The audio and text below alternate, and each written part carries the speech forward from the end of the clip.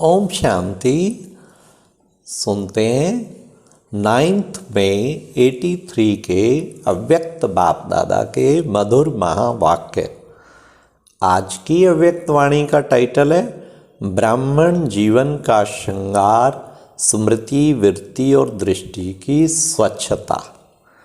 आज की मुरली में बाबा ने विधाता के बच्चों को कौन सा अधिकार संपूर्ण और स्वतंत्र दिया हुआ है। नंबर 2, नंबरवार होने के दो कारण कौन से हैं। नंबर 3, ब्राह्मण जीवन का मुख्य आधार और चैलेंज क्या है। नंबर 4, कौन सी दृष्टि महापाप है। तो सुनते हैं 9 मई 83 की मुरली, ब्राह्मण जीवन का श्रृंगार, स्मृति, वृत्ति और दृष्टि की स्वच्छता। स्वच्छ, पवित्र, श्रेष्ठ तथा पूज्य बनाने वाले परम पवित्र अव्यक्त बाप दादा बोले, आज बाप दादा सभी ब्राह्मण बच्चों के श्रेष्ठ कर्म की रेखा देख रहे हैं, जिस कर्म की रेखा द्वारा ही वर्तमान और भविष्य तकदीर की लकीर खींची जा रही है। सभी ब्राह्मणों की कर्म रेखा व कर्म कहानी व कर्मों का खाता देख रहे थे। वैसे भाग्य विधाता बाप के कर्मों की गुह्य गति के ज्ञाता बाप के डायरेक्ट वर्षे के अधिकारी बच्चे हैं। साथ साथ स्वयं विधाता बाप दादा ने सभी बच्चों को गोल्डन चांस दिया है कि विधाता के बच्चे हो, इसलिए जो जितना भाग्य बनाना चाहे, जितना सर्व प्राप्ति स्वरूप बनना चाहे, हरेक को संपूर्ण अधिकार है। अधिकार देने में नंबर नहीं है, फ्रीडम है, अर्थात संपूर्ण स्वतंत्रता है। और साथ साथ ड्रामानुसार वरदानी समय का भी सहयोग है, वह भी सभी को समान है। फिर भी इतना गोल्डन चांस मिलते बेहद की प्राप्ति को भी नंबरवार की हद में ला देते हैं। बाप भी बेहद का, वर्षा भी बेहद का, अधिकार भी बेहद का, लेकिन लेने वाले नंबरवार बन जाते हैं। ऐसा क्यों?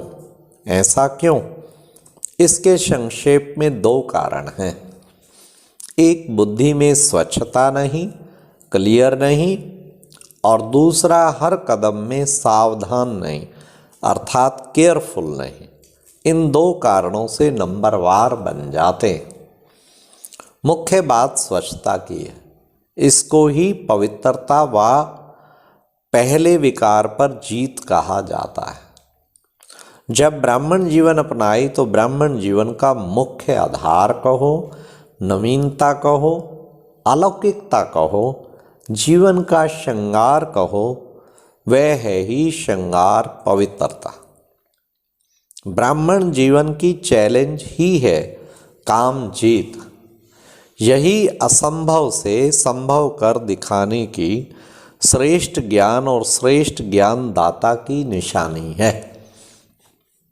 जैसे नामधारी ब्राह्मणों की निशानी चोटी और जनेऊ है, वैसे सच्चे ब्राह्मणों की निशानी पवित्रता और मर्यादाएं हैं।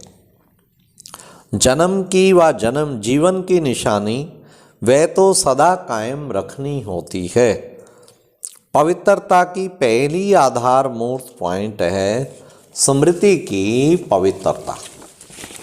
मैं सिर्फ पवित्र आत्मा नहीं, लेकिन मैं शुद्ध पवित्र आत्मा हूँ। आत्मा शब्द तो सभी कहते हैं, लेकिन ब्राह्मण आत्मा सदा यही कहेंगे, मैं शुद्ध पवित्र आत्मा हूँ, श्रेष्ठ आत्मा हूँ, पूज्य आत्मा हूँ, विशेष आत्मा हूँ। यह स्मृति की ही पवित्रता आधार मूर्त है। तो पहला आधार मजबूत किया है। यह ऑक्यूपेशन सदा स्मृति में रहता है। जैसा ऑक्यूपेशन वैसा कर्म स्वतः ही होता है। पहले स्मृति की स्वच्छता चाहिए, उसके बाद वृत्ति और दृष्टि। जब स्मृति में पवित्रता आ गई, मैं पूज्य आत्मा हूँ, तो पूज्य आत्मा का विशेष गायन क्या है? संपूर्ण निर्विकारी सर्वगुण संपन्न 16 कला संपूर्ण, यही पूज्य आत्मा की क्वालिफिकेशन है। वह स्वतः ही स्वयं को और सर्व को किस दृष्टि से देखेंगे? चाहे अलौकिक परिवार में, चाहे लौकिक परिवार कहो व लौकिक स्मृति में रहने वाली आत्माएं कहो, सभी के प्रति परम पूज्य आत्माएं हैं, व पूज्य बनाना है, यही दृष्टि में रहे। पूज्य आत्माओं अर्थात अलौकिक परिवार की आत्माओं के प्रति अगर कोई भी अपवित्र दृष्टि जाती है तो यह स्मृति का फाउंडेशन कमजोर है और यह महापाप है। किसी भी पूज्य आत्मा प्रति अपवित्रता अर्थात दैहिक दृष्टि जाती है कि ये सेवाधारी बहुत अच्छे हैं, यह शिक्षक बहुत अच्छी है, लेकिन अच्छाई क्या है? अच्छाई है ऊंची स्मृति और ऊंची दृष्टि की।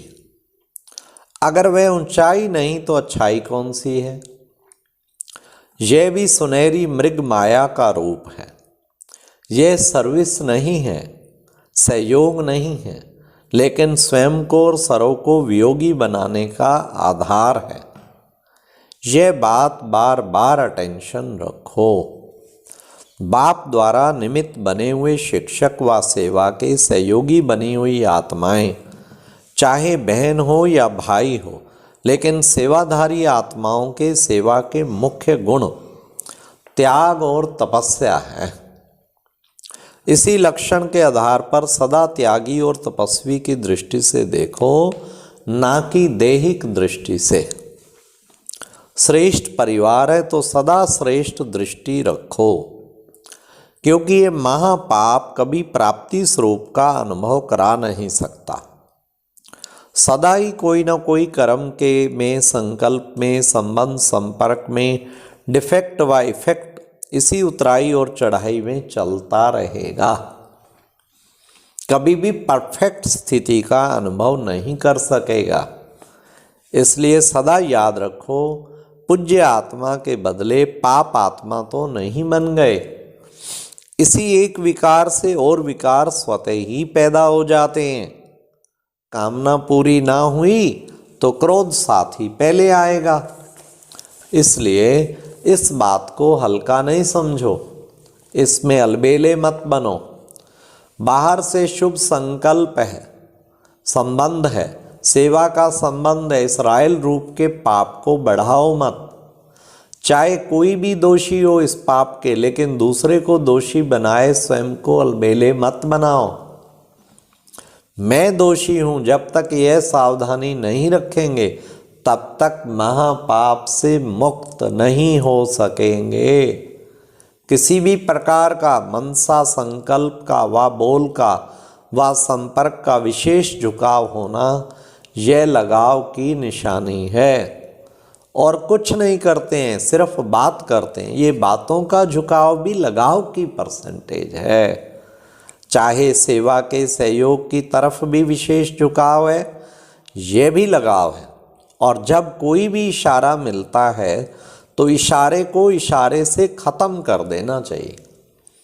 अगर जिद करते हो और सिद्ध करते हो, स्पष्टीकरण देने की कोशिश करते हो, इससे समझो स्पष्टीकरण अपने पाप की करते हो, बात की नहीं करते, पाप की लकीर और लंबी करते जाते हो। इसलिए जब हैं ही विश्व परिवर्तन के कार्य में, तो सब परिवर्तन कर लेना यही समझदारी का काम है। अगर कुछ नहीं तो नहीं कर दो ना, अर्थात सब परिवर्तन कर बात का नाम निशान खत्म कर दो। ये क्यों, ऐसा क्यों, यह तो चलता ही है। यह वायुमंडल की अग्नि में तेल डालना है। आग को भड़काना है, बात को बढ़ाना है, इसलिए फुल स्टॉप लगाना चाहिए।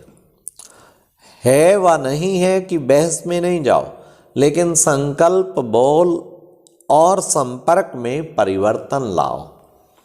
यह है विधि इस पाप से बचने की। समझा? ब्राह्मण परिवार में यह संस्कार नाम निशान मात्र ना रहे। अच्छा, फिर सुनाएंगे कि क्रोध महाभूत क्या है। यही विशेष अटेंशन देने की बातें। जो भी आए हो विशेष बल भरने आए हो, किसी भी कमजोर संस्कार को सदा काल के लिए समाप्त करने आए हो, तो कमजोर संस्कार समाप्ति समारोह करके जाना। यह समारोह मनाएंगे ना, है भी विशेष पुराणों का ग्रुप। आप लोग जब समारोह मनाएंगे तब नए भी उमंग उत्साह में आएंगे। ऐसे नहीं कि हर वर्ष यह समारोह मनाना पड़े। एक बार का यह समारोह और फिर संपन्न समारोह, सदा काल के लिए समाप्ति का समारोह मनाएंगे ना। इसमें माताएं भी आ जाती, अधर कुमार भी आ जाते। ऐसे नहीं सिर्फ पांडव मनाएंगे, कुमारियां भी मनाएंगी, टीचर भी मनाएंगी, अधर कुमारियां भी मनाएंगी। सब सब सब मनाएंगे। बाबा ने कहा सब मिलकर ये समारोह मनाएं, ठीक है ना। कुमारियां शक्तियां हैं ना, तो शक्ति रूप का समारोह मनाएंगे ना। अच्छा, सदा स्वयं प्रति शुभ चिंतक, सदा सब परिवर्तन के कार्य में पहले में, इस पाठ में नंबर 1 आने वाले, सदा संकल्प बोल संपर्क में सर्वप्रति बेहद की स्मृति स्वरूप, सदा स्वच्छता और सावधानी में रहने वाले ऐसे पवित्र पूज्य आत्माओं को बाप दादा का याद प्यार और नमस्ते। ये थी आज की मुरली। कितनी अच्छी पवित्रता की, गहराई की। जरा भी देहिक दृष्टि जाना महा महा महा पाप है। इसलिए सदा रूहानी दृष्टि, कहीं भी लगाव नहीं, झुकाव नहीं, किसी के गुण में भी झुकाव नहीं। अच्छा, ओम शांति। ये एक प्रेरणादायक वीडियो है, जरूर देखें, कोई भी मिस ना करे।